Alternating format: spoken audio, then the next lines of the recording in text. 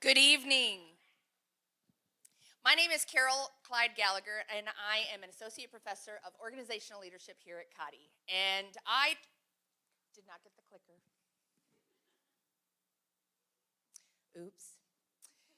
And I truly believe that all of you, first of all, are amazing and wonderful for being here. Thank you for being here tonight. I also believe that I have one of the best jobs in the world because I have the opportunity every day to live my own values. We spend a lot of time in leadership courses talking about our values and what matters to us and why those things matter. And I love being in a space in my life and in my career where I get to not just talk about it, but truly live it. One of the things we also talk about, we don't necessarily use this quote, but this quote makes me think about what happens in classes. And that's the reality, as Glennon Doyle talked about, that we can do hard things. Much of what happens when you start in your first class is you realize that leadership is not just about everybody else. Leadership is very much about yourself and who you are and how you show up and how you make a difference in the spaces that you're a part of. And so part of that is recognizing that we can do hard things. That as we go through the program, we become not people pleasers, we become recovering people pleasers. We become better at organization instead of just being disorganized. We get better at the things that we're working on bit by bit.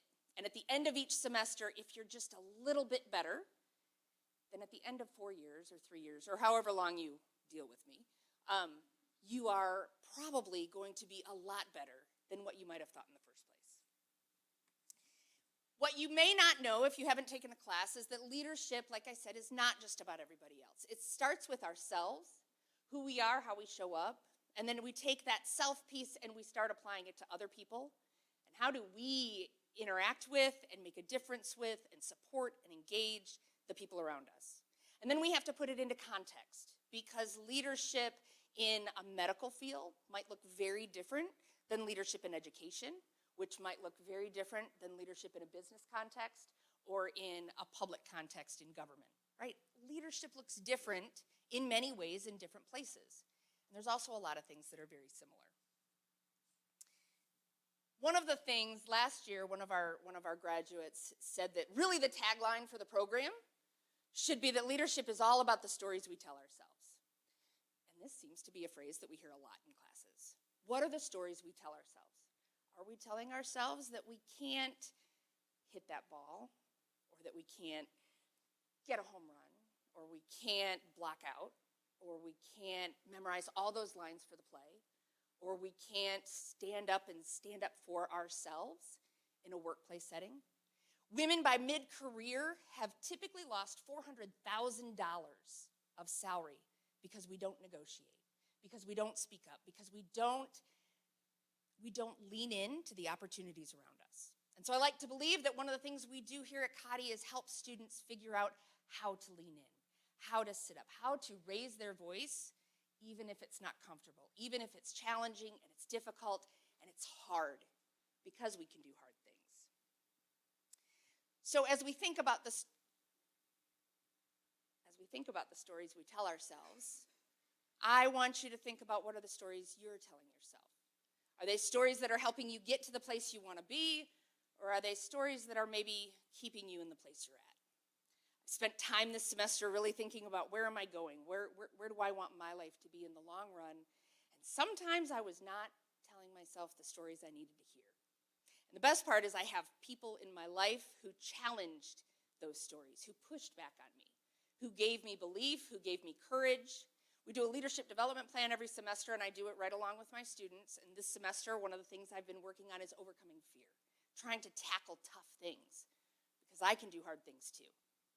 And for some of our students tonight that are going to come out and speak, they will be a perfect example of doing hard things, because getting up onto a stage and speaking is definitely not what I would have expected the first time I had them in class.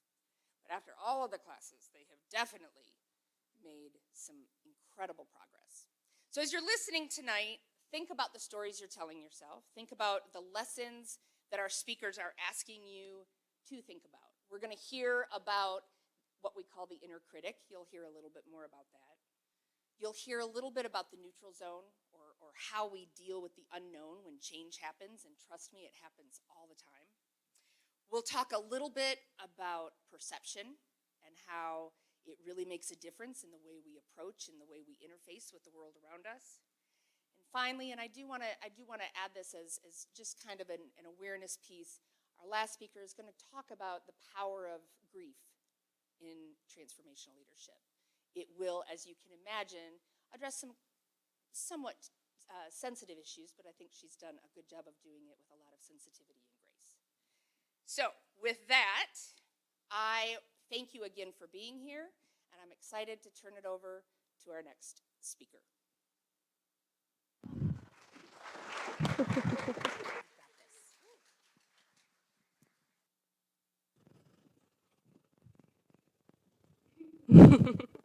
Hi, everybody. How are we today? Pretty good. All right. That's good. That's good. I'm doing good too. So I have a question for you guys. Do you guys have someone in your life who's so annoying, they never leave you alone, they're probably just always there? It could be a sibling, it could be a family member, maybe a neighbor. Yeah. Or maybe it's like this little voice you have in the back of your head that's very frustrating to hear, and then you just like could ruin your day. I know I struggle with that. So my name is Kayla Grand, and that's what I'm going to talk about today is that voice called the inner critic. So the inner critic is a self-doubt. It's the voice in our head telling us that we cannot do it. It limits us from doing things that we want to do.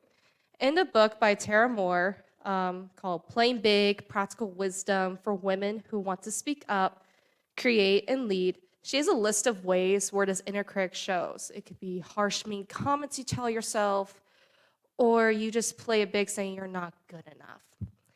I first encountered my inner critic when in the 8th grade in my math class. I had a teacher who humiliated me in front of everybody. I'm normally a very strong student in math, but that day we were going over some answers, and she asked how many did I miss. And I told her how many, and I told her what happened. I didn't check my work like I normally do.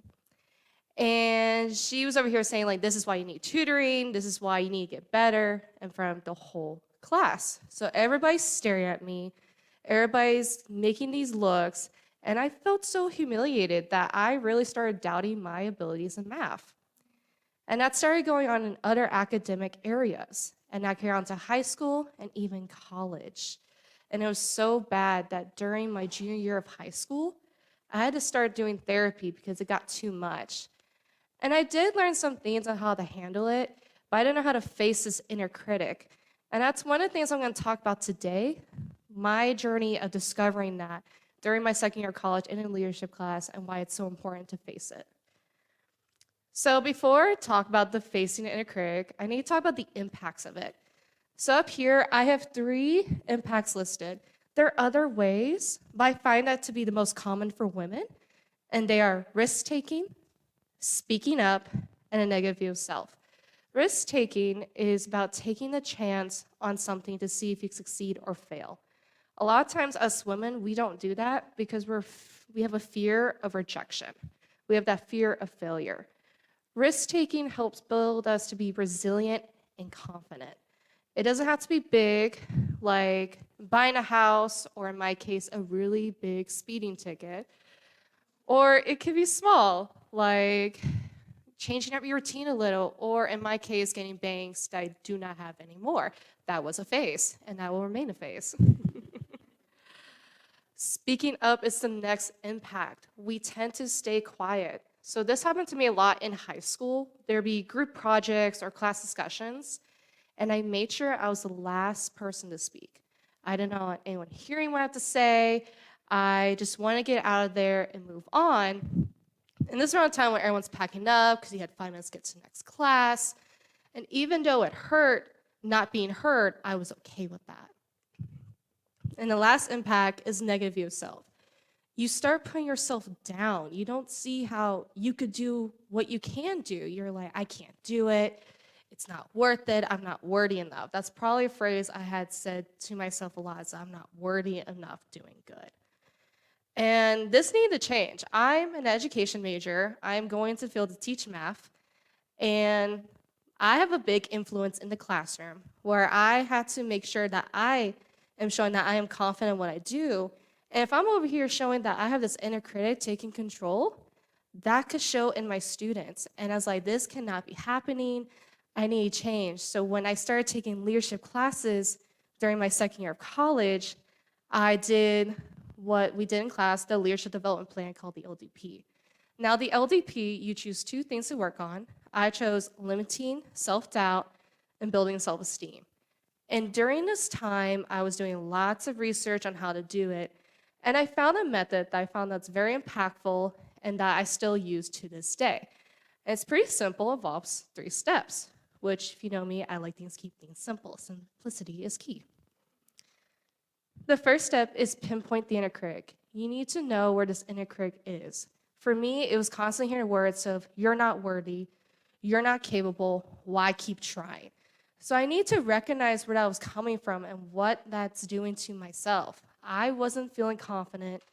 I wasn't feeling like I could do anything. And that leads to the next step, where I had to realize I had to start rewording what I'm saying.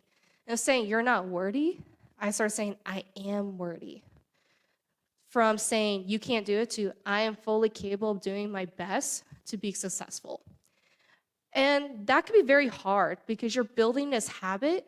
And once you already have this habit of this negative view and negative self-talk, it's hard to break that. And that's why the final step is you practice and you practice and you practice. During this time, you also should give yourself some grace because, again, it's very hard. And depending on who you are, some people, it could take them about a week. Some people could take about years. For me, it's been taking about 2 years now. I still am trying to face my inner critic, but I definitely have seen improvement ever since. To help me remember these steps, I think of a traffic sign. So the red light is when you stop and you think, where is this inner critic? What is she telling me? And then you go to the yellow one. So this really depends how you're driving. I've seen people when they see the yellow light, they go really slow. They're like, oh, it's going to change to red. Let me get prepared. To those, I'm like, oh my God, it's going to change red. I got to speed up. And that all comes down to how you build your habit. Habits building is different from everybody. That's why it depends. Maybe you go slow, maybe you go fast. And then the green is when you already have a plan. You're going to keep practicing. You're going to go, go, go, go, and continue on practicing and practicing until it becomes such a habit. That's how you see yourself, is this positive view of self. So it's very important to see that. You want to build this confidence and have this resilience. And sure, it's nice to know like your weaknesses and where your limits are. That's really great. But in the long term, having that inner critic's not helpful. You put yourself down. You don't try out for things. You lower yourself from moving on. And while I was researching on like how to talk more about this inner critic, I came across this quote by Vincent van Gogh. He's a well-known artist for The Starry Night and the self-portrait. It says, if you hear a voice within you say, you cannot paint, then by all means paint, and that voice will be silenced. If you hear a voice within you saying, you cannot do something, then by all means do it, and that voice will be silent. So I'll have you guys do a little activity. You don't have to move, so that's great. You just can stay in your seat. You gotta close your eyes or keep them open. You're gonna imagine something. I want you to imagine a traffic light. It could be the one by the library or just the traffic light from home. I want you to imagine the red light on. At this moment, think of the inner critics you may be having. What is that story you're telling yourself? What is that doing that to yourself? Now I want you to see that red light turn into yellow. How can you reword that inner critic? How can you reword the story you're telling yourself into something positive? Now I want you to change that yellow light into a green light, where you're going to start practicing that and continue on forward. I challenge you to find that green light and face your inner critic. Thank you.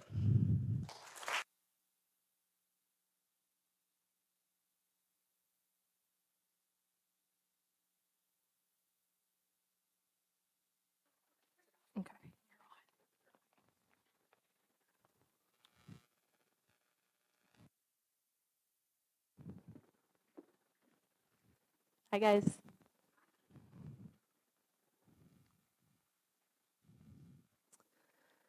So, my name's Brooke.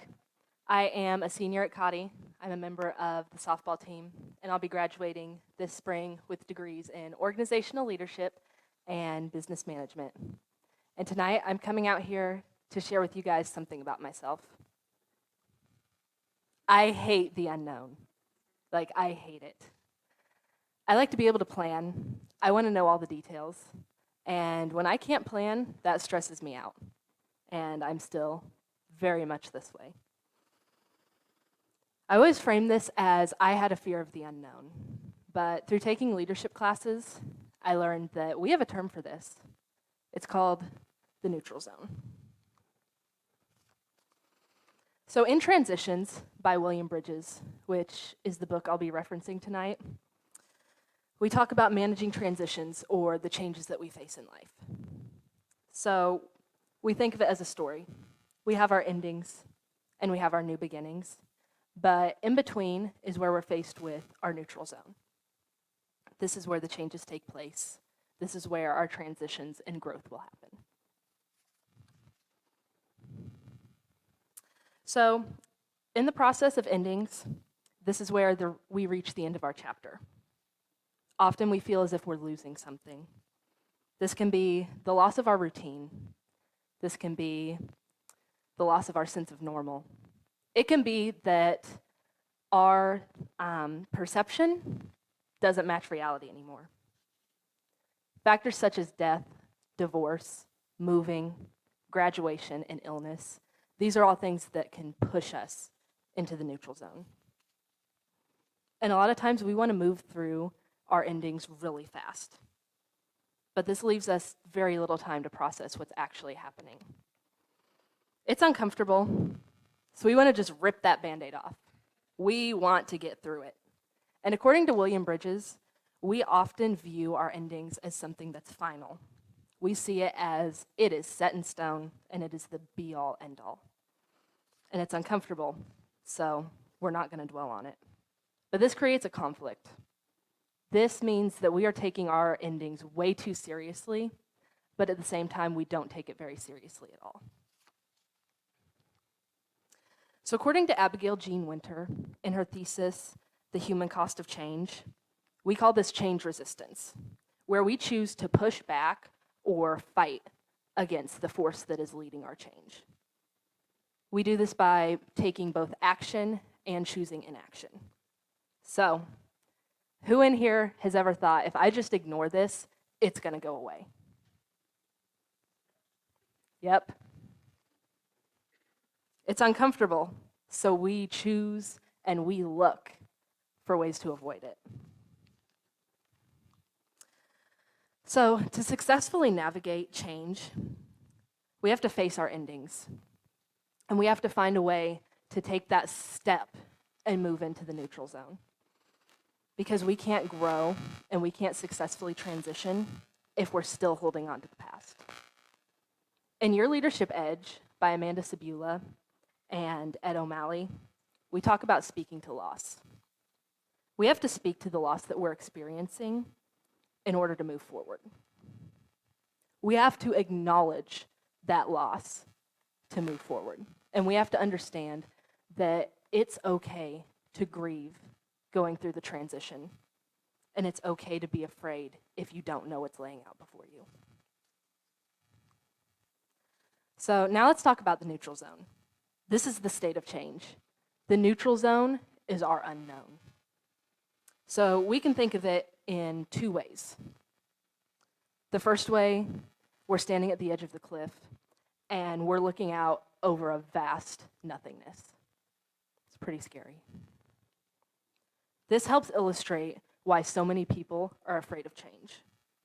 But tonight, I want to push back on this idea. I want to suggest that we look at the neutral zone differently. I want to suggest, and I want to challenge all of us tonight to look at the neutral zone in a way that's inspiring rather than daunting. So together, let's imagine the neutral zone as a cocoon, and we're the caterpillar. So yes, we're going to face unknowns when we experience change. But this cocoon is where we're going to experience growth. This is where we're going to evolve. And there are tons of quotes out there with a similar punchline that says, in order to change, you have to grow. And you can't grow without change. So we think about this, and now it's exciting. Now there's a potential for this transition, this change that we're experiencing, to be beautiful. Now we're going to look at this change with a sense of hope. So I mentioned before how I feel about the unknown and how I feel about the neutral zone. And I still feel that way. I still don't enjoy it. But I'm learning. I'm learning to embrace it with hope rather than fear. And that's something I've pushed myself to do. This last year, we found out my mom was diagnosed with cancer. She won that battle. And she's here tonight.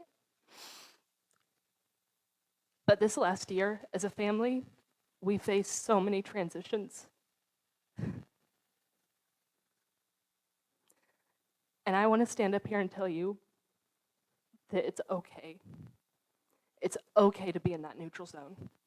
And it may be hard, but you can get through it. It's okay to feel scared, but resisting and fighting that transition that you're experiencing is only going to make it harder. This year put a lot of things in perspective, but I want you to know that when we grow, a lot of times we're going to experience growing pains. So I've talked about Bridges transition models, the end and the neutral zone. The last piece to this model is the beginnings. The beginning is the moment where we break out of our cocoon. This is that moment where we take the lessons we've learned and the growth we've experienced, and we can apply it. We can view this as scary, or we can see this as the start of a new opportunity. So this summer, we found out that our head coach would not be returning to Cottey. And this is something that I've experienced several times in my collegiate career. And I've always experienced feeling fear. I don't enjoy it. I don't know what's going to happen. And ultimately, it's out of our control. But this time, I was able to step back and pause. I was able to recognize the loss we were experiencing, the change that was about to take place. And before I entered my typical doom and gloom, I hate the unknown, I was able to reframe and look at this as a new opportunity. I was able to look at the future with hope rather than fear of the unknown. So tonight, this is my story of growth for you. And as my time closes up here, I do want to ask, how many of you know the Hunger Games series? It's one of my favorite series. And there's a quote in there that's always stuck out to me. It's actually from the villain, President Snow. He says, hope. It is the only thing stronger than fear. A little hope is effective. A lot of hope is dangerous. When we approach change, our neutral zone, with hope, we become dangerous. When we approach change, these transitions we're going to face in life, with hope rather than fear, that's when we're able to become powerful. Thank you.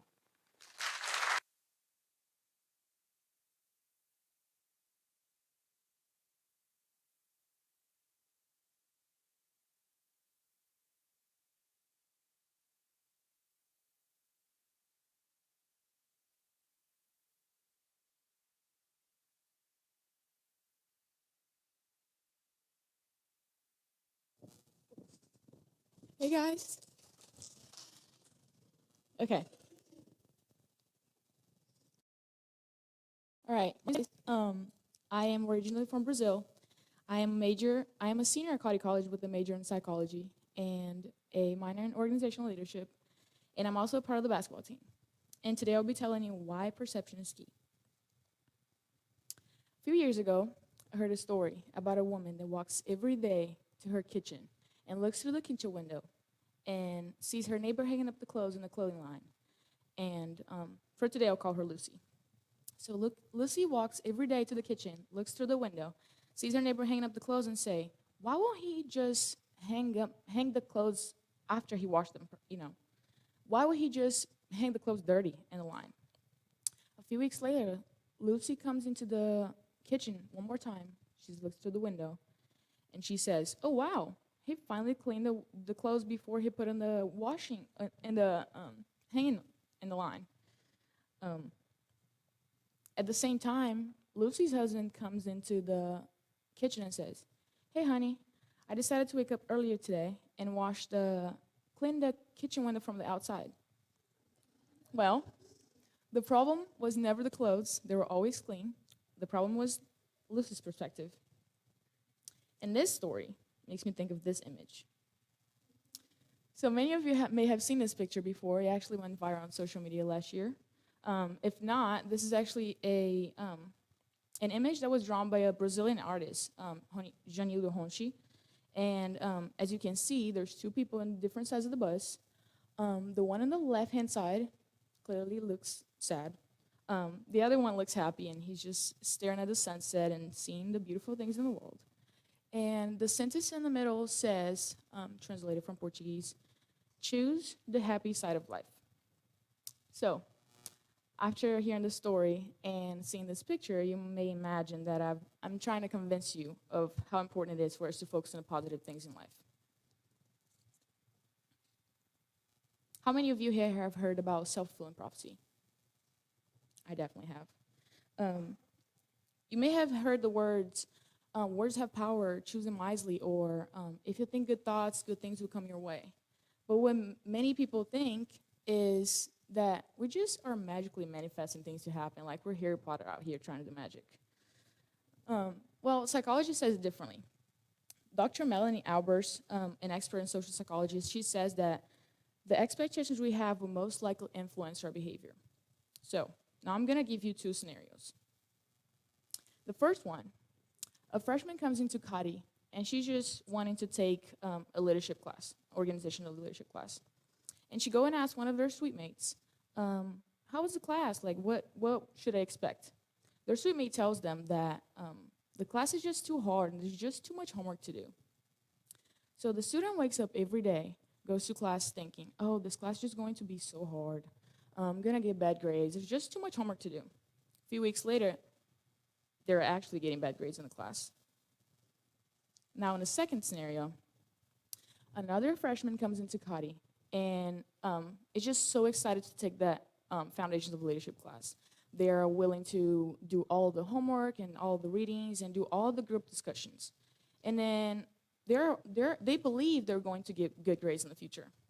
A few weeks come by, and they're actually getting good grades and having fun and getting good grades in the class. Well, so the first person didn't just get a bad grade because they magically manifest that they were going to get a bad grade. Just like the second person didn't magically manifest they were going to get a good grade just because they believed the class was going to be easy. But, like Dr. Melanie said, they aligned with the belief. They acted in a way that aligned with the belief. So the first one, maybe they didn't go to class, or they slept late and they weren't studying for the class and had a bad grade on the exam. Like the second one, this one was so excited, so their actions aligned with their beliefs. So they were participating in group discussions and just having fun with class. Now, have you heard when people say that it's all in your head? Well, placebo effect says that it really is. Many research show that patients that participate in clinical trials, they show massive improvements in their health. Just taking sugar pills or water injections, just because they believed they were receiving real treatments. Our bodies cannot distinguish what is true and what is false. It agrees with what their brain believes that's going on. And one example of that is when, let's say, you think of a bad experience that you had in your past, or like a very traumatic event that had happened. Let's say it was a relative's loss, or an accident, or even a breakup. it goes the same way, the opposite. Say you won a championship tournament or you got proposed to. All of a sudden now, all the emotions that you had when you thought about those things are back. You don't have to live the experiences, but if you keep thinking about it and ruminating about it, then your body will produce physiological responses that align with that belief. Now, I want you to think of a quick, practical, just think about this practical experiment. Think of a time when you were hurt. Let's say you hurt your toe, and now it hurts a little bit. Doesn't it seem like everywhere you went, no matter how careful you were, you keep stubbing your toe on the side of the bed, or people step on it? Well, by the way, I've been practicing this speech so much this week that my toe actually hurts. Well, this makes me think of a concept from psychology called confirmation bias, where your brain is going to cherry pick the information that you focus on, or that is going to agree with your beliefs. Just like that. In our leadership and theories and practices class, we talked about authentic leadership. And in authentic leadership, the leaders are genuine and trustworthy. And my favorite part about this process is the intrapersonal process.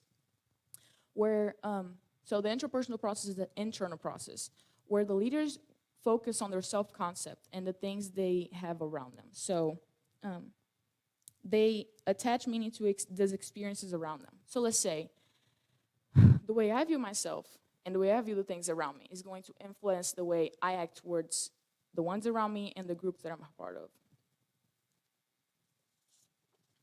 of. Peter Nordhaus, the author of our Theories and Practices book, he talks about authentic leadership, and he says that one of the biggest characteristics of those leaders, authentic leaders, is optimism, where they look at the world through rose-colored glasses. And what that means is that they just look at the world in a positive light, and they just have good expectations about the future. And don't get me wrong, I'm not asking you to be naive towards your problems in your lives. I'm asking you to use the lemons life gives you. I'm telling you to use the obstacles in your life as stepping stones for your own success.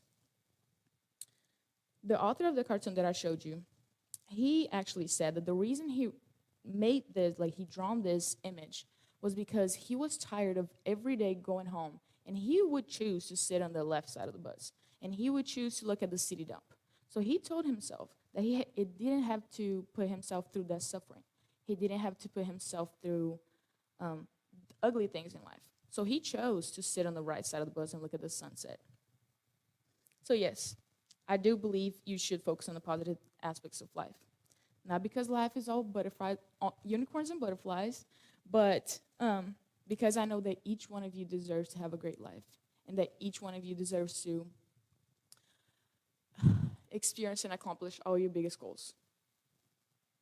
Thank you.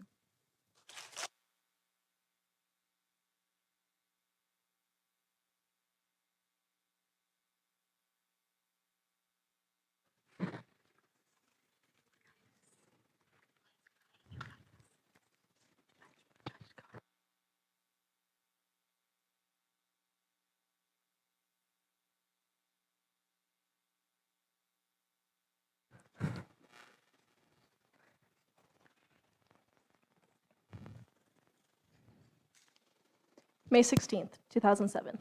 I had just turned 5. At 5, you're supposed to be experiencing everything positive in life, such as ponies and rainbows, or that's how it is in the movies.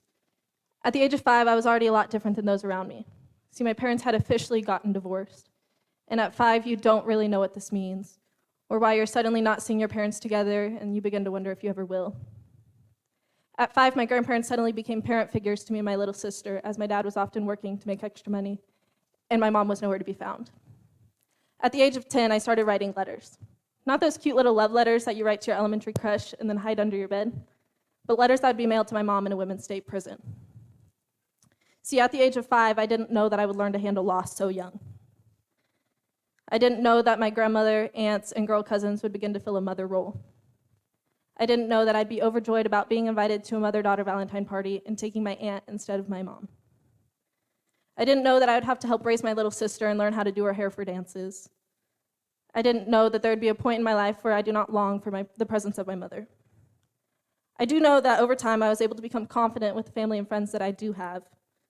I do know that I will always be okay because she, in fact, has taught me that not everyone is going to show up for you at all times. And I do know that her choosing to abandon me has made me strong, independent, kind, and who I am today.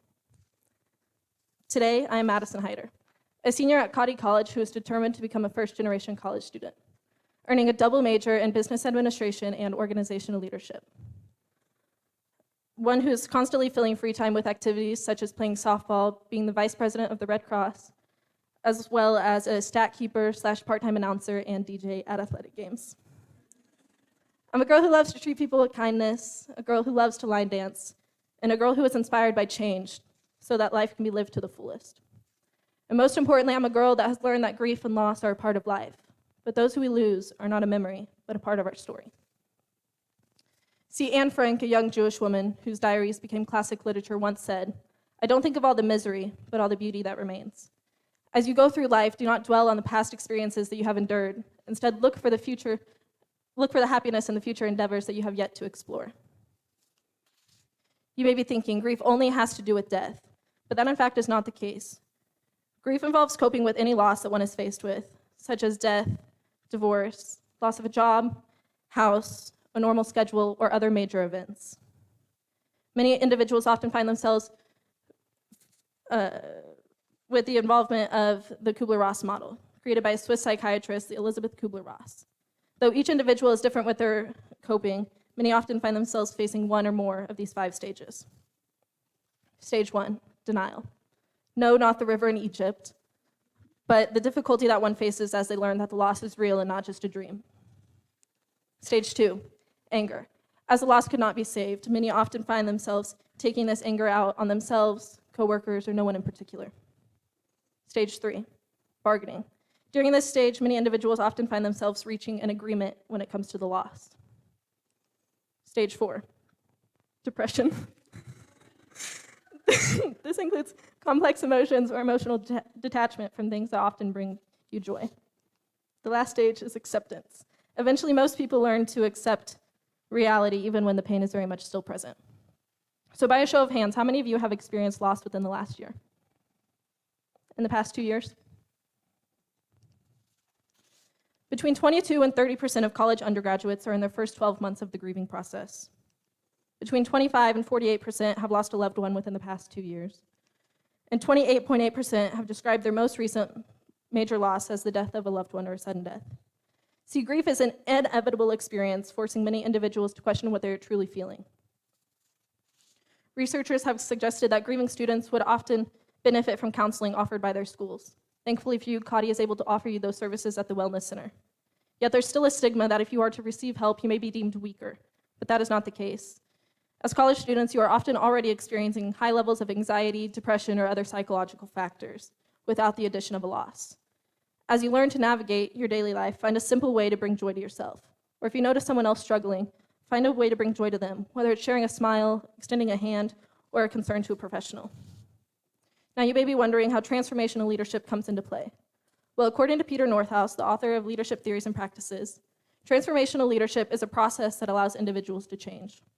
It is connected with emotions, values, ethics, standards, and the long-term goals of an individual. Now, you may be wondering how transformational leadership has anything to do with grief. Transformational leadership does not provide a step-by-step guide of how to. Instead, it raises the level of consciousness of individuals. This differs from many different leadership styles as there are no set milestones, but the reward is the goal that one is able to achieve. So my transformational leadership experience began November 11th, 2022, as I was able to attend the National Student Leadership Forum in Washington, D.C. This event focuses on servant leadership and the values that come along with that. So I was put into a group with 5 girls and 2 experienced leaders, and when we were not in our scheduled sessions, we were to share our stories. 3 negatives that you've had in life, along with the 3 positives that come with that. See, I'm typically not a very vulnerable person at all, but somehow managed to share my life with these girls and to do it first. I talked on the little impact that my mom had made on my life growing up and how it has only brought me closer to the people I'm with today. I talked on the impact of growing up early and how I was always there for my little sister because I had already experienced everything she still had to go through. And I had also mentioned my grandmother and how she had a stroke my junior year of high school. And although she is well in with us today, that's an experience that I will never forget. All of these leading me to Cottey, and though my time here has been tough, it has been rewarding. If I were to be asked to share my story today, I would still talk on my mom and the little impact that she had made on my life. And I would still mention my grandmother, but I would also mention all of the changes within this past year. See, November 12th, 2022, my second day at the forum, my mom's mom had passed away. And although I was not super close with her, it still impacted my life. I'd speak on the loss of a dear friend that many of us have experienced and how I knew I had to do better. I'd asked to speak at the softball game, which was held in her honor, and if you know me, you know I have a fear of public speaking. And I constantly play back all of the memories in which she would hype me up on being named like the junior class captain for softball, or when I was crying during a finance exam and I look up and she's just laughing. I just try to do everything without fear and hesitation like I know she would. I also speak on the loss that I had experienced April 25th, 2023, of my grandpa, and how he had shown me to show my funny and creative side no matter what. See, this level of loss isn't something that has just faded over time. It's an experience that I'm allowing for change to be made in my life and yours. See, my grandpa's favorite Bible verse is Luke 6:31, which reads, "Do unto others as you would want thy to do unto you." The golden rule, a lesson we have all been taught since we were young. In this very moment, you are the youngest you will ever be again. I challenge you to change the narrative. By transforming your mindset, you can transform your experiences. And with each new experience, I challenge you to get to know those around you. Not just their name and their major, but who they really are. We each have a story, but we've also each experienced loss. But with those who we lose are not a memory, but a part of our story. Thank you.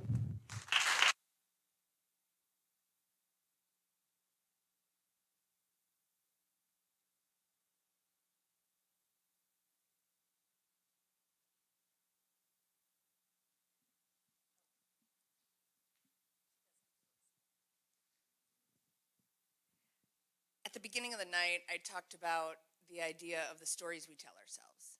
And one of the best things for me as a professor is that I get to see students come into their first class with me, and they don't want to talk, and they don't want to raise their hand. Okay, some of them do. Some of them want to talk too much. But that's okay, we work on that too. But they don't want to raise their hand, they don't want to speak up, they don't want to raise their voice, they don't want to lean in. And usually by the end of the semester, we've made a little bit of progress, and then they keep coming back. I always tell Madison, she's the student that wouldn't talk that first class, and now I can't get her to stop talking. But I love that. And I love that piece of what happens within us, within the communities we create. And when I think about community, I think about the special community we have here at Cottey. This is a very, very special place. I've spent my entire career in higher education at a variety of institutions, and none of them is quite like Cottey. And so what I want to leave you with tonight is going back to that idea of the stories we tell ourselves. Because I wonder what it would look like if Cottey became a place where we started challenging the stories we hear. Your friend who says they're not going to pass that test. Is that really the truth, or is that the story you're telling yourself? The friend who doesn't think that they'll be able to do a speech on a stage. Is that true, or is that the story you're telling yourself? I'm not saying to do it in a mean way. We talk a lot in classes also about an idea called feed forward, where we focus on what an ideal future looks like instead of the feedback that doesn't often feel like love or helpful or nice. So I want to challenge you as you move forward, whether it's here on campus or with your family or with your friends or with your community organizations. Think about those stories. Think about the stories that might help you grow and become all you're meant to be, so that you're able to lean into that potential instead of staying stuck. Thank you all very much for being here. This has been a wonderful evening, and good luck to all of you as you think about the stories you tell yourself. Good night. But before we go, I want to ask all of our speakers to come out on stage.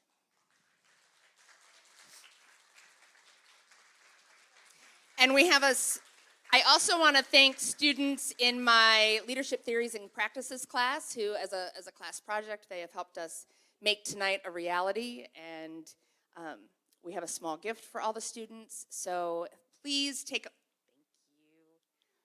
a moment at the end of the evening out in the foyer to meet them and congratulate them and thank them for telling their story. Good night.